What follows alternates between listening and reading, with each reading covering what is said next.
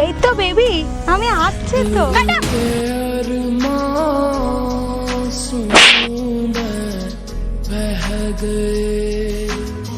শালা ভিখারির বাচ্চা, তো সাহস কি করে আমাকে টাচ করে?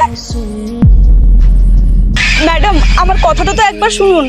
চুপ, একদম চুপ কর। তোর সাহস কি করে আমাকে টাচ করে? তোকে এখানে কাজে কে রেখেছে?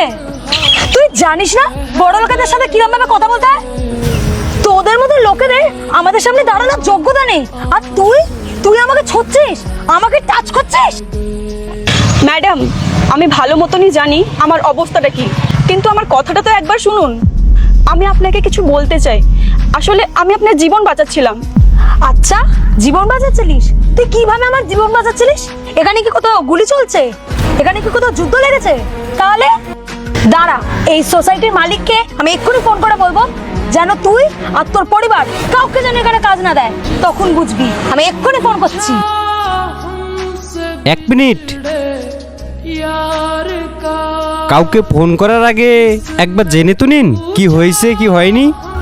আপনি তো কিছু জানেন না, তাই ওরাই কথা বলছেন। ওই মেয়েটি আমাকে টাচ করার চেষ্টা করেছে, নিজের সীমা ছাড়িয়ে গেছে। আমি ফোনে একটা ইম্পর্টেন্ট কথা বলছিলাম, আর এই মেয়েটা এসে ছুঁয়ে দিল। রীতা আপনাকে ছোঁয়ার জন্য ওটা করেনি, ও আপনার জীবন বাঁচিয়েছে। আল্লাহর নামটি দেখে যে এড়িয়ে যাবে তার মনের ইচ্ছা কখনোই পূরণ হবে না। তাই আল্লাহর এই নামটির জন্য একটি লাইক এবং সাবস্ক্রাইব করে যাও। এই পোস্টটায় ইলেকট্রিক রয়েছে। সকাল থেকে 2 জন কারেন্ট খেয়েছে, আর আপনি 3য় জন হতেন।